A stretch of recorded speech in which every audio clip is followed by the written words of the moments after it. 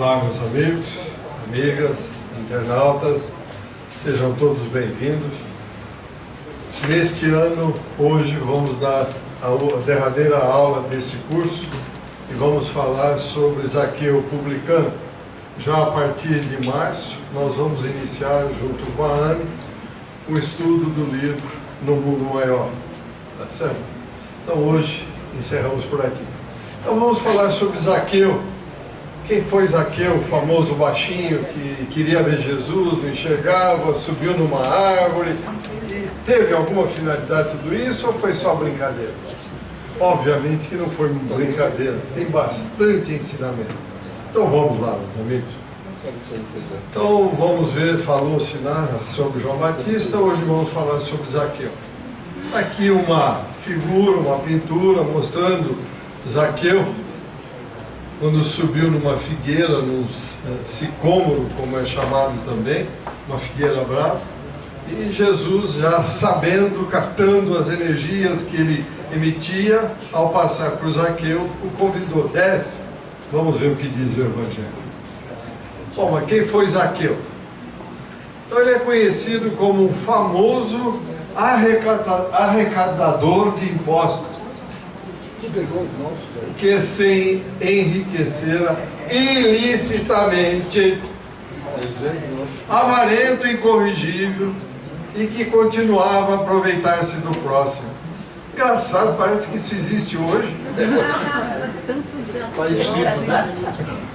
Faz 2016 anos que isso ocorreu.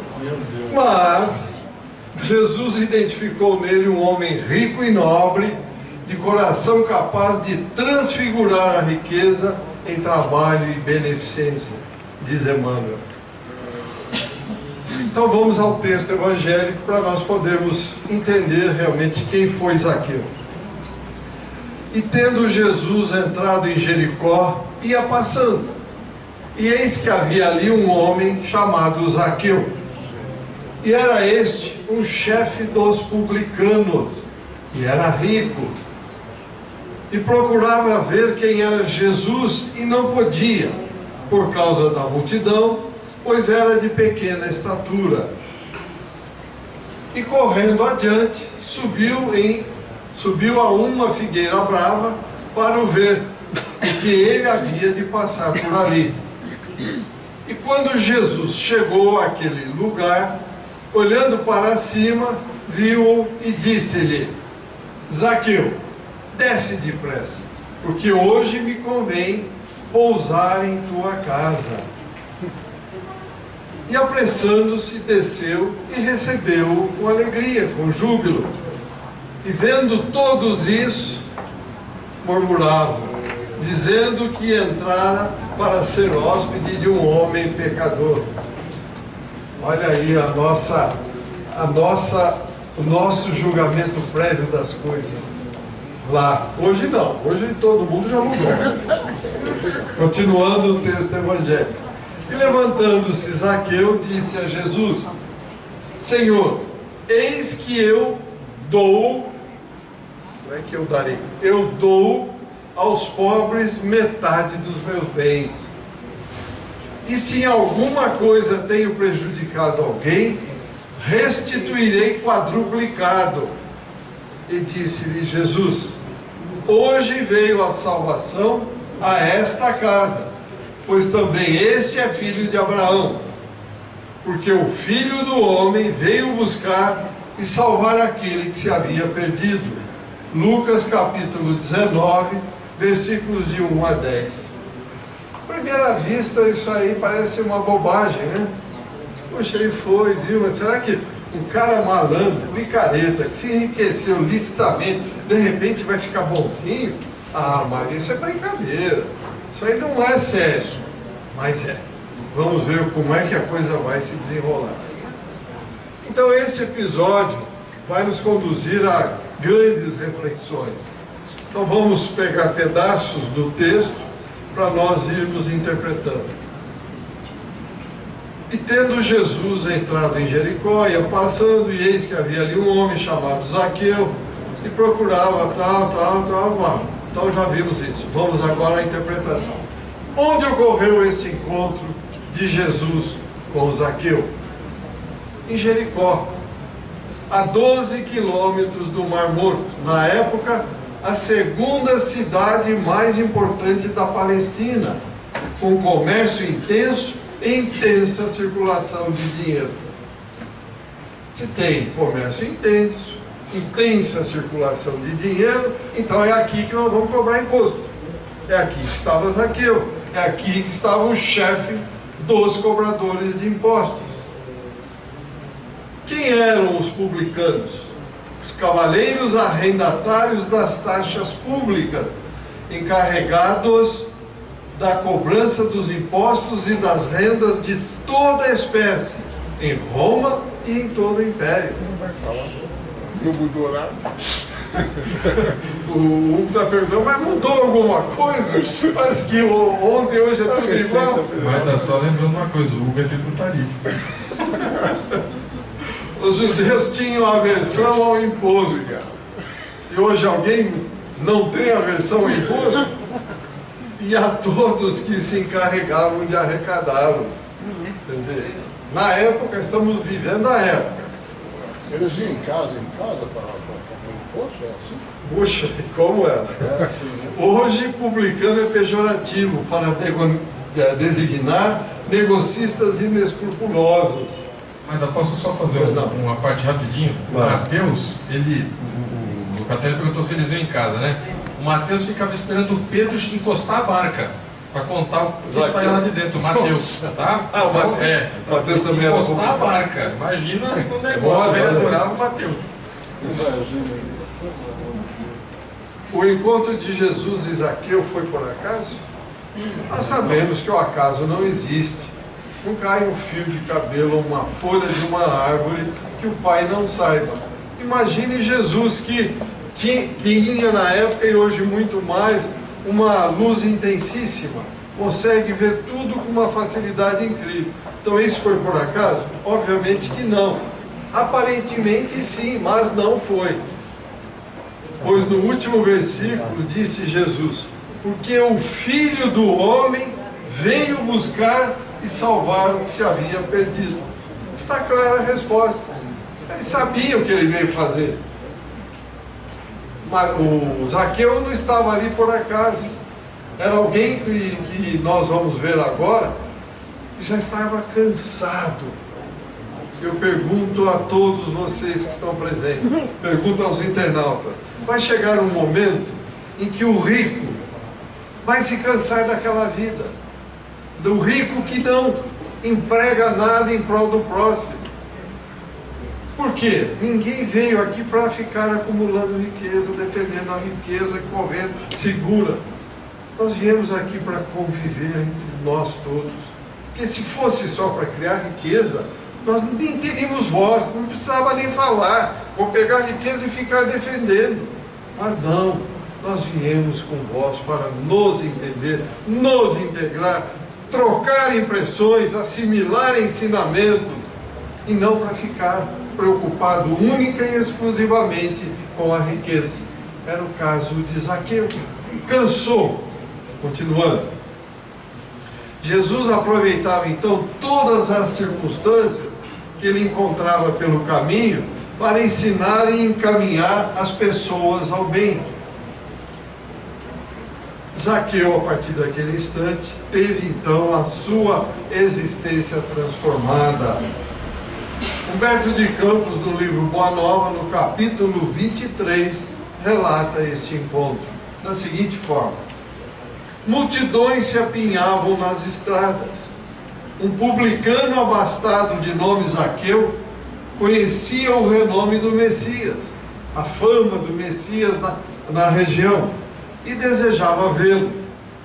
Chefe prestigioso na sua cidade, homem rico e enérgico, porém de pequena estatura, e para satisfazer seu vivo desejo de ver e conhecer a Jesus, procurou então acomodar-se sobre o sicômoro, a figueira brava, e esperava ali a passagem de Jesus. Sicômoro, figueira brava, para quem não sabe, é esta árvore. Para quem não sabe também, esses são os frutos da figueira brava. Parecem figos mesmo, são bem similares aos figos. Só que a cor que está na foto não é esta, é amarelada, alaranjada. Então tem, não sei se é interferência daqui ou é alguma coisa do projetor. Enfim, era um homem de coração inundado de curiosidade e de sensações alegres.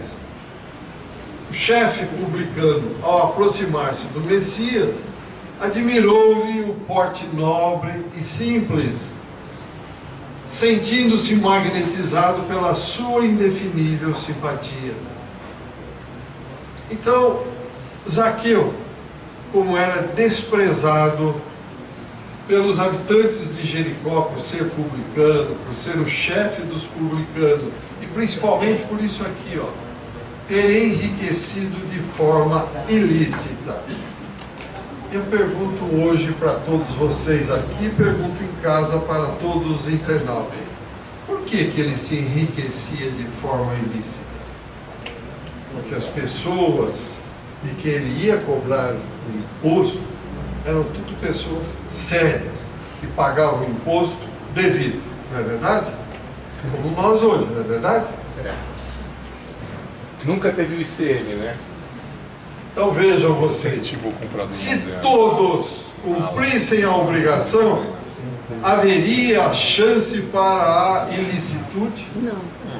Hoje, século XXI, se todos cumprissem corretamente a obrigação, haveria chance para isso? Não. Só existe corrupto porque existe corruptor. A conversão de Zaqueu ao cristianismo tem alguma importância? Agora que entra realmente o objetivo do Evangelho. Tem uma grande importância, pois indica que um pecador pode regenerar-se. Não é porque erramos, qualquer um de nós, em alguma coisa, seremos devedores eternamente. Não. Nós podemos nos regenerar, desde que cada um dê o primeiro passo e queira se regenerar. Fazer de conta não dá.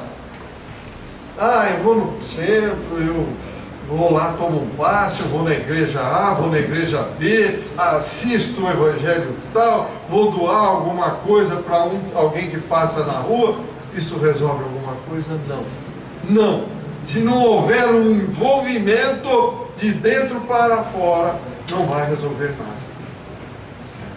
Deus não dá para a gente enganar. Não dá para fazer de conta. Eu quebro um galho aqui, quebro um galho. Não tem quebrar galho. No mundo espiritual a lei é reta. Não tem contorno, não tem como fazer, como dar um jeitinho, não existe isso. Ou é ou não é. Ao contrário das pessoas, só Jesus identificou em Zaqueu um homem rico, de nobre coração, capaz de transfigurar a riqueza em trabalho e beneficência. Aqui no livro Caridade, Diversos Espíritos, no capítulo 10. A prova da riqueza não é fácil de ser suportada, nós sabemos. Por que não é fácil? Aí, meus amigos, a resposta. Porque pode estimular a exacerbação das más tendências e o predomínio das paixões inferiores. Mas espera aí, Marta, nós estamos no mundo. Que mundo? Segundo degrauzinho, provas e expiações. Então as más tendências estão dentro de nós. O predomínio das paixões inferiores se afloram a qualquer momento. Basta ter a oportunidade. Ou eu estou falando alguma abobrinha aqui, alguma coisa inadmissível. Se eu estiver, por favor, levante a mão e vamos brigar por causa disso. É que o rico, né, tem mais probabilidade de errado que o pobre. Não, porque ele se acha sujeito, ou melhor, não sujeito a nada. Eu posso, eu tenho, eu vou comprar, eu estou acima de Eu tudo. dou um jeito, Tudo eu dou um jeito. E não é verdade. Aparentemente dá-se um jeito. Aparentemente. Mas na hora que fecha o olho aqui, começam os problemas terríveis. terríveis. Almeida, eu faço uma questão aqui. Às vezes não é nem a questão do rico, é do que tem poder. Porque nós podemos ver nas favelas, né, nas comunidades, cidadezinhas mais pobres, aquele que tem o acesso aos poderosos, mesmo não recebendo um tostão, ele tem essa ascensão sobre as pessoas e ele abusa dessa ascensão. Então ele não é rico monetariamente falando, mas ele é rico em influência. E aí ele também faz uma série de coisas. Isso acontece conosco também. A gente tem uma influência, uma certa influência, a gente consegue corromper o redor. Quer dizer, a riqueza nesse ponto, eu acho que a gente pode colocar num sentido maior do que ela merece esse material. É verdade, é isso mesmo. Agora é diferente de colocar o prestígio ou o poder a serviço do próximo, como você colocou do rico. Eu nunca vou esquecer, uma vez eu estava precisando tomar cuidado com as críticas exageradas. Então o avô da Silvia era formidável. E ele tinha umas coisas que eram sensacionais, né? E eu comecei a argumentar porque eu não queria ser pai para ele, e ele ouvindo, com a maior paciência, ele falou: cumpra a sua obrigação com o Criador, tenha filhos. Ele virou espírita porque ele leu a Gênesis, era engenheiro e leu a Gênesis. Aí uma hora a gente estava discutindo essas coisas, ele falou: imagina o maior serviço que o rico pode prestar para a sociedade, o que é? Dá emprego para os outros. Todos aqueles que fazem isso estão cumprindo a lei do Criador. Eu falei: o senhor tem razão. Esta é uma das possibilidades que aqueles que têm dinheiro bastante têm que fazer. Criar empregos, criar oportunidades. Eu não sei se eu falei para vocês, se eu falei, eu vou repetir, peço desculpas. Outro dia nós atendemos aqui, espiritualmente falando, um indivíduo que desencarnou e estava achando ruim, porque ele estava sendo tratado junto com os outros. Como? Eu sou rico, eu tenho muito dinheiro, eu não quero ficar aqui não. Aí, com a forma como nós trabalhamos, nós conseguimos mostrar a ele que ele já tinha desencarnado. Falou: como? E meu dinheiro? Falei: ficou para os seus filhos, para sua família. Eu nunca quis ter filho, dividir meu dinheiro com filho, com mulher, de jeito nenhum. Ah, é? Então olha o que aconteceu com o seu dinheiro. Aí a espiritualidade mostrou e o governo passou a mão em tudo. Grande coisa! É isso que acontece. Grande coisa ficar ali. Que realizou? Que criou? Que deixou? Nada. Imagine o arrependimento desse companheiro que estava aí. Foi muito grande. Continuando. Queria fazer a pergunta? Vicente Leporassi, alguém conheceu no passado, ele dizia que o dinheiro sempre falou mais alto em qualquer circunstância, em qualquer época. Lamentavelmente ainda fala em função do nosso nível que nós estamos. O nível evolutivo nosso, infelizmente, nós o que fazemos hoje? Ao invés de espiritualizar o mundo material, nós queremos materializar o mundo espiritual. Impossível, não tem chance. Por isso, na programação do universo, já estamos no terceiro degrau. Vamos cair fora. Quem continuar assim, Sebastião, vai embora. Não vai ficar aqui. Mais perguntas? Então vamos em frente. Paulo de Tarso era poucos aqui, né? Na época era, exatamente. O Evangelho segundo o Espiritismo, no capítulo 16, Kardec diz o seguinte: olha só que importância isso aqui, meus amigos. Está aqui, ó. Não é a riqueza que é a causa de muitos males, ou que exacerba as más paixões, mas sim o quê? O próprio homem, que dela abusa como faz com todos os dons de Deus. Eu não tenho que dar satisfação para ninguém.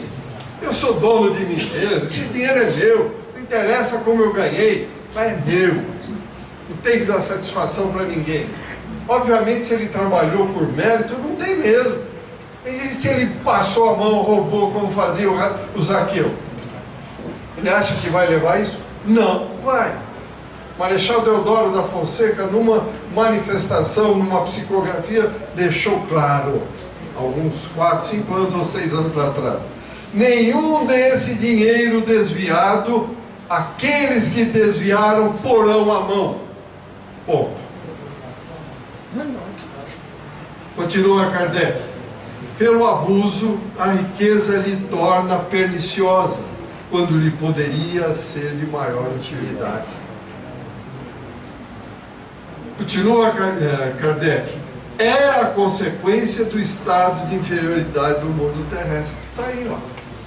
Ficamos aqui querendo, não, eu só vou entender o espírito se ele se materializar. Aí eu aceito. Mas eu não quero eu subir para o mundo espiritual. É isso aí, tá aí, ó. Então não quer subir? Tá bom, então vai lá para o mundo primitivo. Lá no mundo primitivo, como eu brinco sempre, vamos ser almoço ou jantar de feras monstruosas, grandes. Até aprender.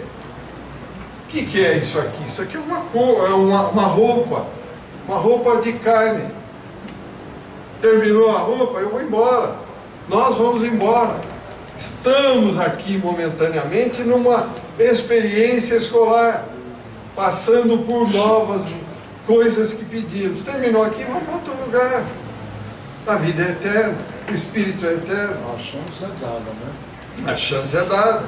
Nós pedimos, imploramos, ficamos na fila. Viemos e não aproveitamos, como eu brinco sempre. O parafuso da vida, a porca sempre dá uma apertada. Vai dando uma apertada.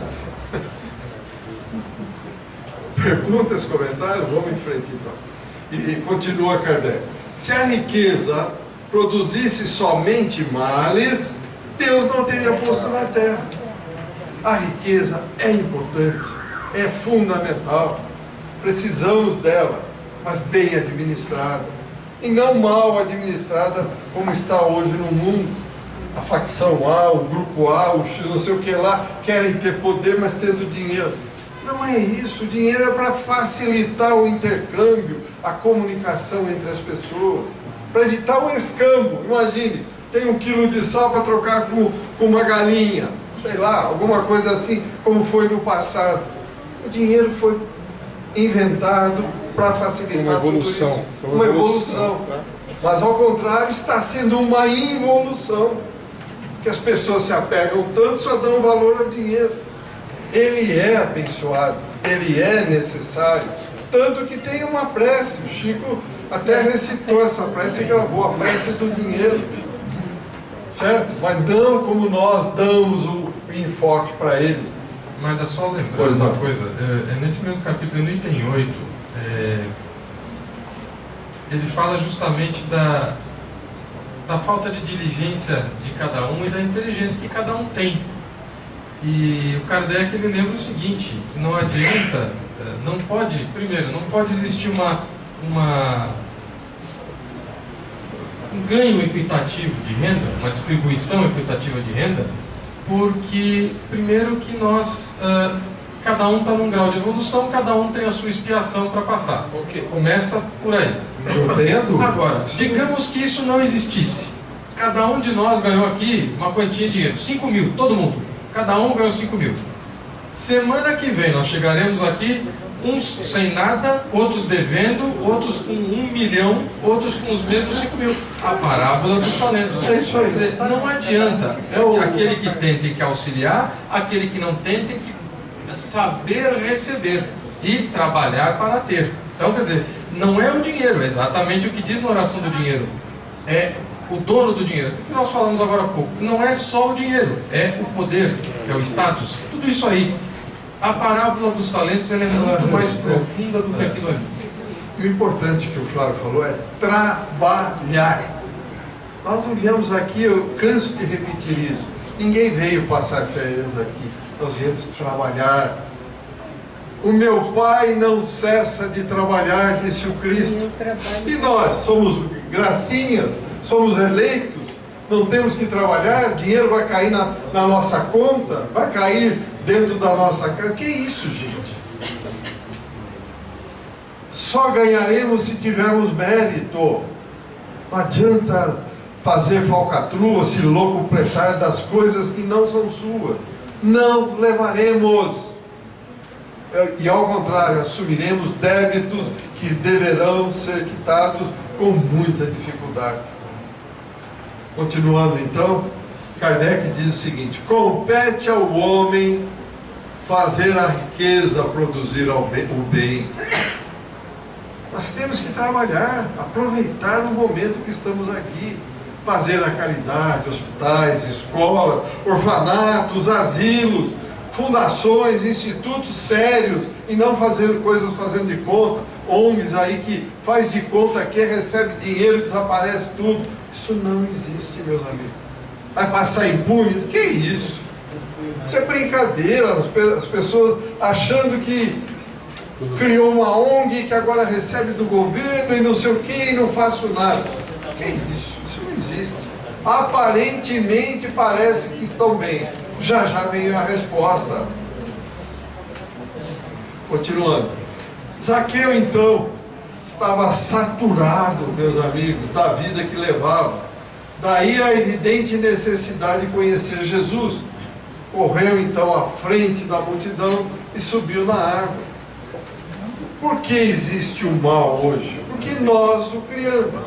O mal vai existir sempre? Não, ele vai desaparecer. Constará um dia nos anais do planeta Terra que houve o mal, regiões abismais, regiões trevosas, etc, etc. Por quê? Porque nós que o criamos, vamos cansar dele. Como cansou Zaqueu aqui de ficar só naquela vida, naquela coisa, sempre igual, sempre igual, sempre igual. Nós viemos para aprender, para crescer, para produzir, e não para ficar ali, que nem o cachorro querendo morder o rabo. Não adianta, gente. A nossa vida é uma repetição contínua e constante.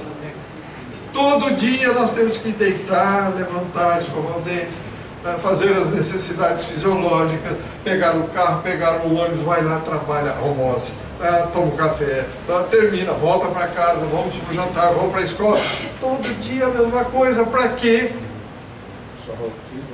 Por que essa rotina? Porque nós somos indisciplinados. E isso é para criarmos disciplina. Imagine se não tivéssemos a obrigação de ir ao trabalho todos os dias. O que seria de nós? Continuando então. Vamos destacar algumas características da personalidade de Zaqueu. Bom, ele era desprezado pelos conterrâneos. Vivia insatisfeito. Talvez preso pelo desânimo ou desespero. Cansado desta mesma coisa todos os dias. Então, apesar disso, ele não perde tempo em lamentações, como faz muitos de nós ainda hoje. Temos que trabalhar, meus amigos. Trabalho, como diz o livro dos Espíritos, no limite das nossas forças.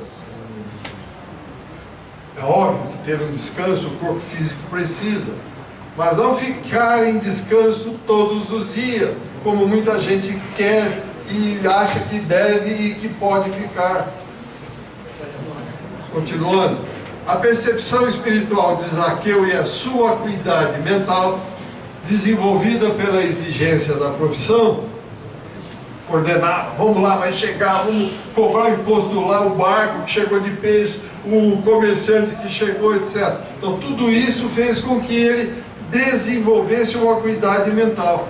Com isso, propiciou-lhe refletir que Jesus era o único caminho para a sua regeneração espiritual. Como continua sendo o único caminho para a regeneração espiritual de cada um de nós, humanos, encarnados aqui no planeta Terra. Não tem outro caminho. Eu sou a verdade. Ninguém chegará ao Pai se não for através de mim, disse o Cristo. Então, diante disso tudo, o que fez Zaqueu? Isola-se? Eu estou cansado, o mundo está contra mim, agora eu não quero mais nada. Ele fez isso? Apesar de ter a riqueza, de ter uma vida muito boa? Não. O que ele fez? Enfrenta os obstáculos e corre ao encontro do Mestre de Nazaré. subindo numa árvore para daí poder enxergá-lo e também ser visto por ele. Foi atrás do objetivo. Nós estamos indo atrás dos nossos objetivos? Ou estamos esperando acontecer um milagre que não existe? Rodolfo Caligares, nesse livro aqui, ó, Páginas de Espiritismo Cristão, no capítulo 6 ele diz o seguinte: para alguns, Zaqueu, ao subir na árvore, somente atendeu à curiosidade. Para aqueles que não usam o cérebro, que não querem pensar, isso daí está curioso, lamentavelmente. Porém, o objetivo da sua ação era muito mais elevado. Talvez uma ânsia incontida de receber uma bênção ou ouvir uma palavra que lhe mudasse o rumo da existência. Quantos de nós não estamos ansiosos, às vezes, em função dos nossos problemas, querendo receber, acho que abaixou muito, querendo receber uma mão amiga, uma palavra de consolo, alguém que nos ajude? Quantos de nós? Sobe, Flávio, está dizendo para subir. Não é verdade? E conclui Caligares: por curiosidade, ele, no cargo que ele tinha, não se exporia ao ridículo.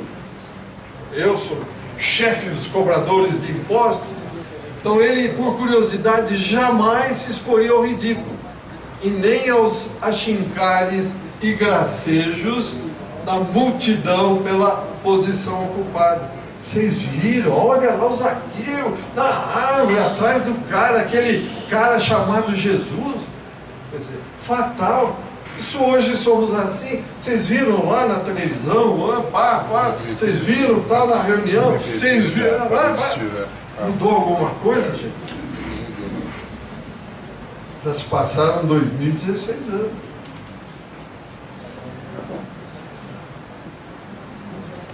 Alguma pergunta até aqui, antes de avançarmos mais um pedacinho do Evangelho? Pergunta ou comentário? Pergunta, comentário, qualquer coisa que vocês quiserem fazer.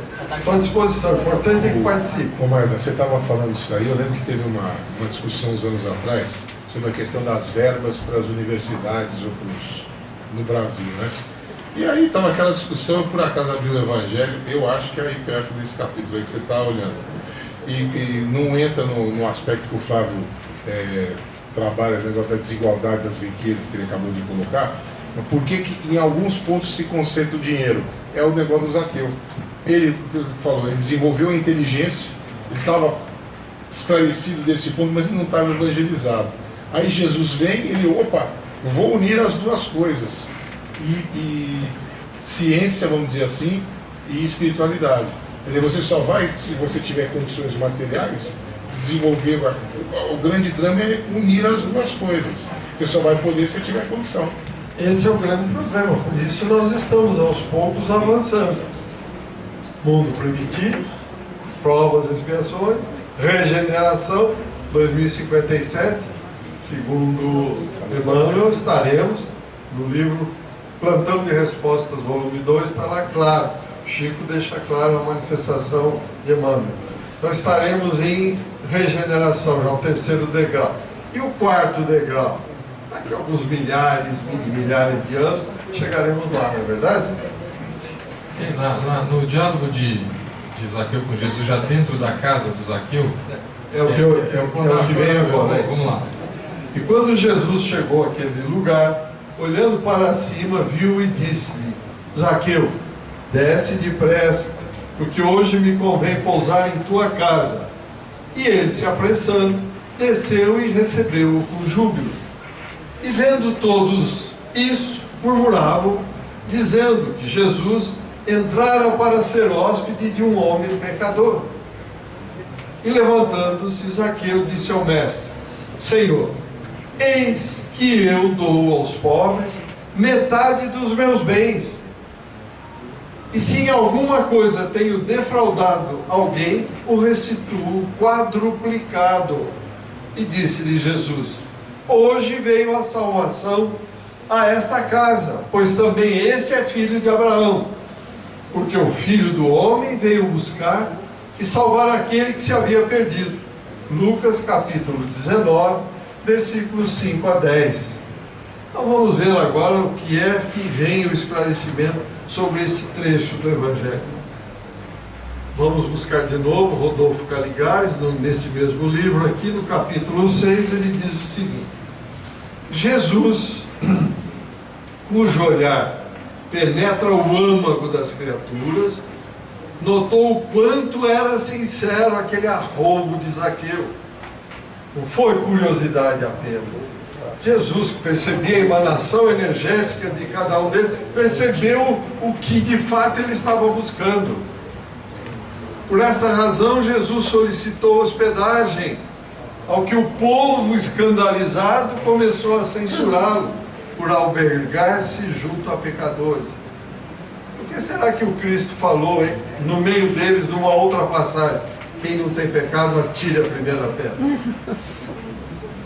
Porque eu, nesse nível que estou, vou apontar o dedo para alguém? Quem sou eu para fazer isso? O próprio Cristo, que tinha nível para poder fazer isso, jamais fez. Quem somos nós? E é o que mais fazemos, hein, meus amigos? O que mais fazemos é julgar as pessoas, é comentar as pessoas. Não, e ele, ela, não é verdade? A cena a seguir é maravilhosa. O Zaqueu, continua Caligares, cai-lhe aos pés e exclama: Senhor, distribua aos pobres a metade dos meus haveres. Ó, ele não diz aqui, distribuirei, que é o que nós falaríamos. Ah, um dia eu vou distribuir, mas nunca vai distribuir. Ele diz direto: distribua aos pobres a metade dos meus haveres, e se lesei alguém, seja no que for, restituo-lhe, já agora, quadruplicado. Zaqueu não diz, tem a resposta que eu estou falando, distribuirei, hei de restituir, mas sim, distribuo, restituo, o que caracteriza bem a realidade da sua transformação moral. Se nós, pergunto hoje a todos vocês, aos internautas em casa, se estivéssemos nesta situação de Zaqueu, como agiríamos? Será que estaríamos prontos para restituir, quadruplicar o que desfalcamos de alguém? Continuando, e isto Zaqueu faz publicamente, penitenciando-se num gesto de humildade perfeita, como poucas vezes se descreve nos evangelhos do Cristo.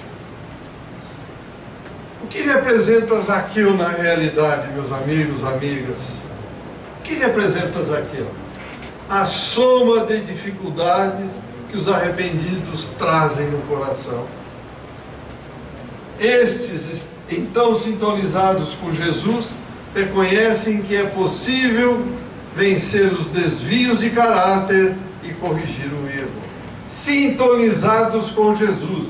Estamos sintonizados com Ele? Alguém chamou? Não? Esses, então, veja, estão sintonizados e reconhecem os erros. Emmanuel, no Caminho, Verdade e Vida, vem dar uma luz sobre isso. Na órbita de Jesus, há lugar para todas as criaturas e, olha, para as ideias sadias. Ideias sadias. Na ordem divina, cada árvore produz segundo sua espécie. No trabalho cristão, cada discípulo contribuirá conforme sua posição evolutiva. Estou sendo muito enfático. No trabalho cristão, cada discípulo contribuirá conforme sua posição evolutiva. Ah, mas eu queria ser um médium. Eu sou passista. Faça da melhor forma que você puder.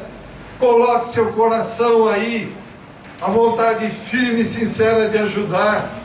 Não fique pensando porque ele é médium, o outro é esclarecedor, o outro... Não interessa. Todos são muito importantes na seara cristã. Ninguém é melhor que ninguém. Cada um tem as suas atribuições, as suas responsabilidades e as suas prestações de contas futuras. A transformação espiritual de Zaqueu ficou completa no encontro com o Cristo. Ali naquele momento acabou, só viu e acabou. Não, ali apenas começaram. Recebia Zaqueu a oportunidade de reajustar-se perante as leis universais.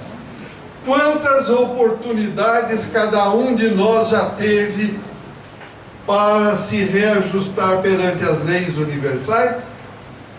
Segundo o Dr. Inácio Ferreira, nos livros dele, diz ele que cerca de 10.000 reencarnações dentro do reino nominal nós já tivemos aqui, neste planeta ou em outro lugar. Mas pelo menos 10.000 reencarnações.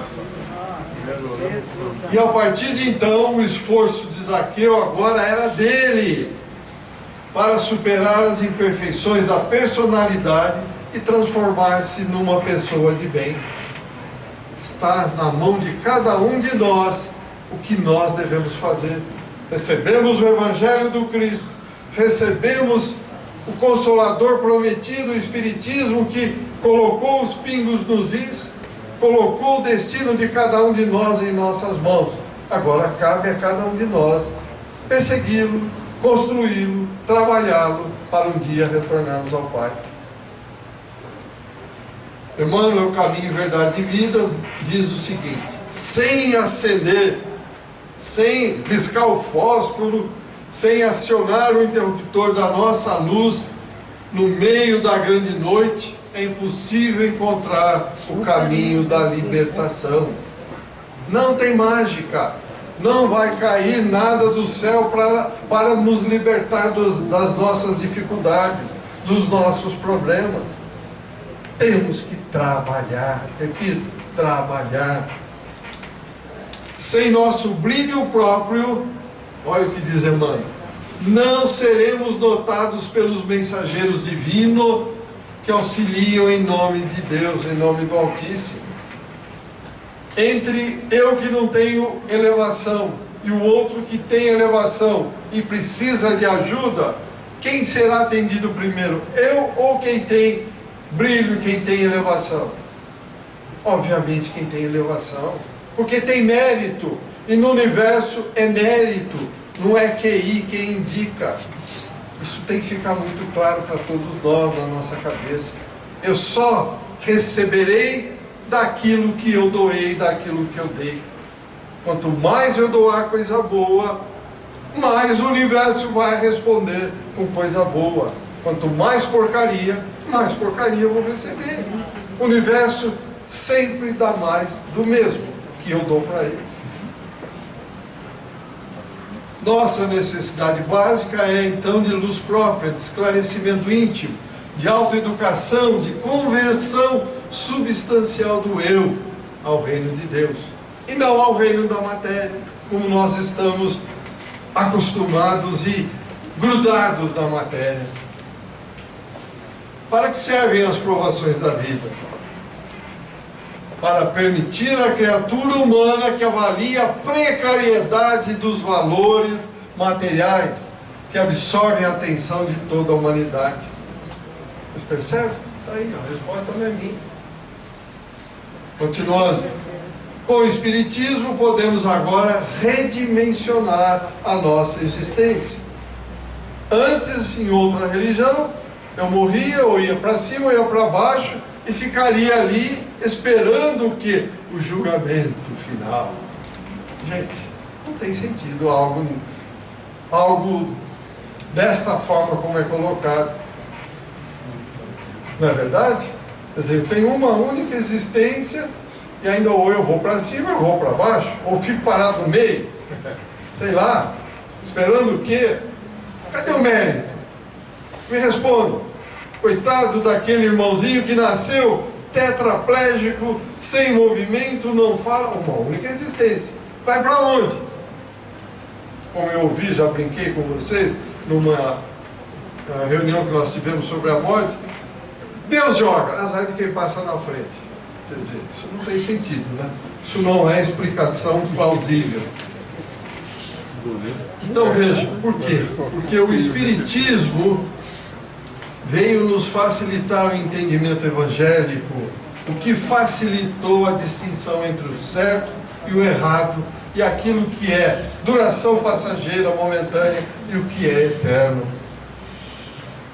Emmanuel, como sempre, fonte viva, diz o seguinte: cada criatura recebeu determinado talento da providência divina para servir no mundo e para receber do mundo o salário da elevação. Eu estou dando para o universo, ele está me retornando. Então eu estou aqui para servir e receber do mundo o que eu der para o mundo.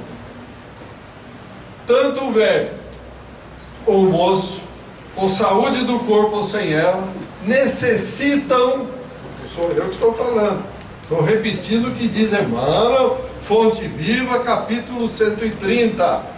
Tanto o velho como o moço, com saúde do corpo ou sem ela, necessitam movimentar o dom que receberam do Senhor para avançar rumo à grande luz. Conclui Emmanuel: ninguém é tão pobre que nada possa dar de si mesmo. Quem cumpre o dever que lhe é próprio, age naturalmente a benefício do equilíbrio geral. Por isso estamos juntos.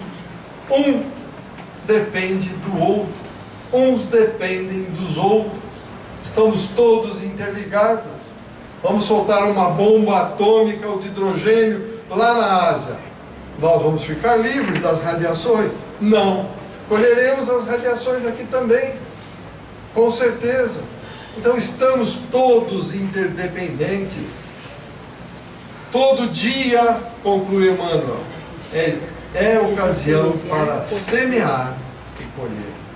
Ah, o dia que eu ficar aposentado, aí eu vou pensar se eu vou trabalhar numa casa de caridade, se eu vou trabalhar num hospital, num asilo, no orfanato.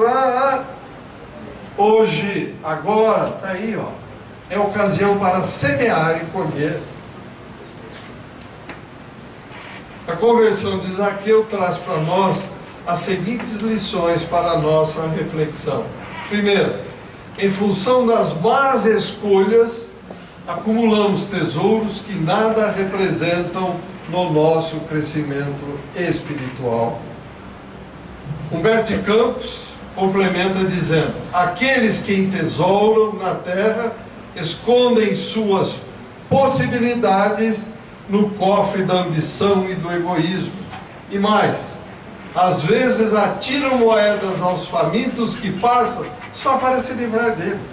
Credo, esse cara mal cheiroso, fedido, sobe daqui, vai embora. Eu falei há pouco, eu sou rico, o que eu estou fazendo no meio aqui? Disse aquele espírito. Eu quero um atendimento diferenciado. Aqui.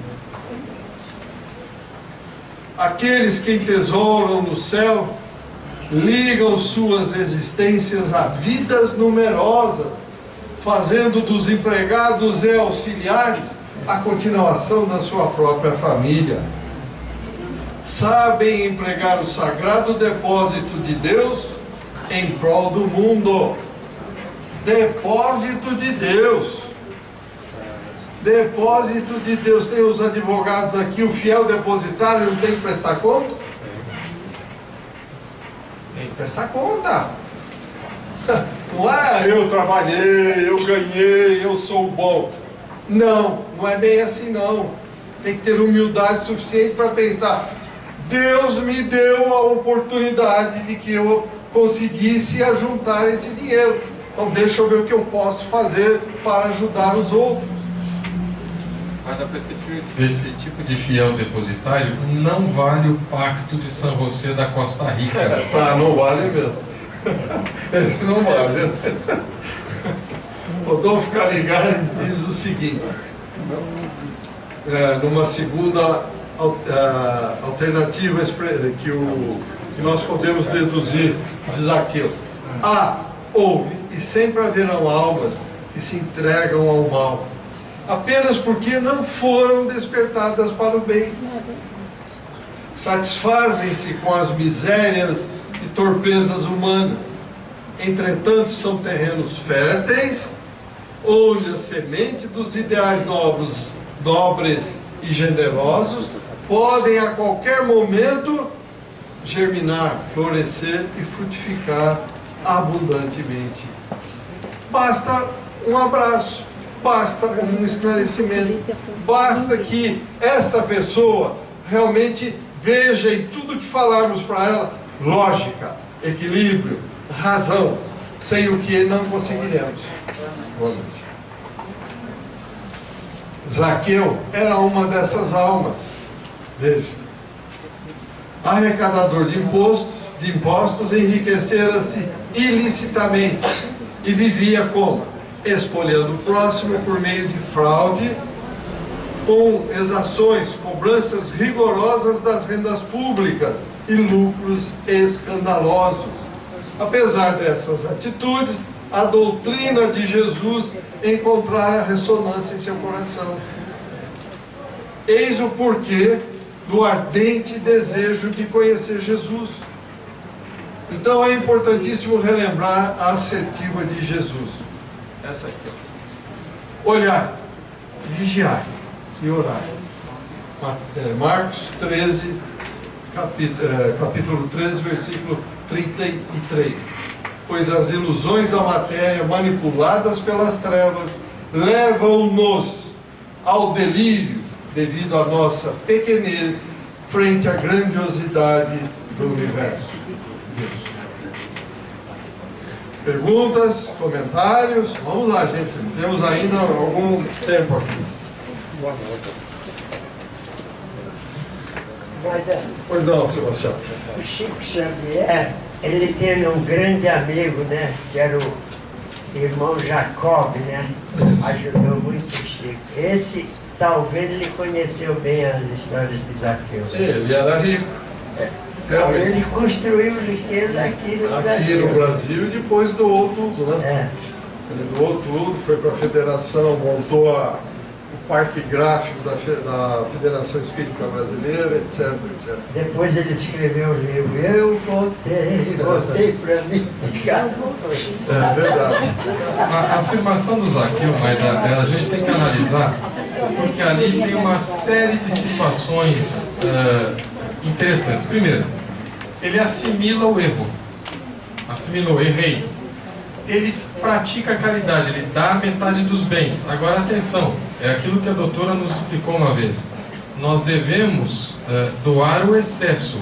Depois que nós já fizemos a conta das contas que precisamos pagar, da nossa previdência que a gente foi ali, depositou, fez a poupancinha, tal, minha família está bem, está resolvido, o que sobrou? Isto. É isso aí que eu vou usar para caridade. Ele deu a metade, ou seja, ele sabia que metade era excedente. Ele não precisaria. Ele tinha terras, tinha parreirais, tinha plantações que ele empregava muita gente. Quer dizer, ele tinha como circular o dinheiro. Mesmo que tenha recebido isso aí de forma ilícita, ele pelo menos empregou. Isto não o isenta do reajuste. Eu vou chegar lá. É verdade. O que ele faz? Vou reparar, vou indenizar quem eu defraudei. Então ele já repara nesta encarnação o que ele fez. Então ele não esperou uma próxima para reparar, salvo aqueles que desencarnaram antes. É um reconciliante contra o inimigo. Repara, o que acontece? Estou isento. Não está. Agora ele precisa se reajustar com a lei. E este reajuste vai ser do quê? Pelos desvios que ele cometeu. Mas ele ajudou com o emprego. Tudo bem, que bom. É uma atenuante. Mas ele não vai escapar do reajuste. Tanto que não importa quem seja, né, quem tenha vindo a ser depois, o reajuste aconteceu até que ele conseguiu se elevar liquidar muito mais e liquidar o resto. Agora, numa frase, nós encontramos o arrependimento, a conscientização, a prática da caridade, a reparação e a assimilação com o reajuste. Será que nós já somos aquilo? Mais comentários, perguntas? Então, meus amigos, no próximo encontro, eu vou responder, mas deixa eu vou aproveitar. Na próxima aula nós iniciaremos então já a AME assumindo a responsabilidade das aulas. Vamos estudar o livro No Mundo Maior. Cada capítulo será discutido em 2 aulas, porque temos assuntos muito profundos, em especial sobre medicina, serão debatidos à luz da doutrina.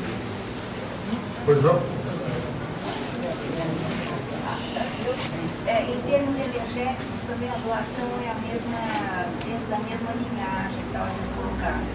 Doar aquilo que excede, porque certa vez estive em Abadiânia, no Plano de Deus, que me foi dito que a doação energética dentro das correntes deve ser dada o que excede, não aquilo que vai fazer falta para a pessoa. Porque uma pessoa doente não ajuda. Entendo, o doente não tem realmente que trabalhar.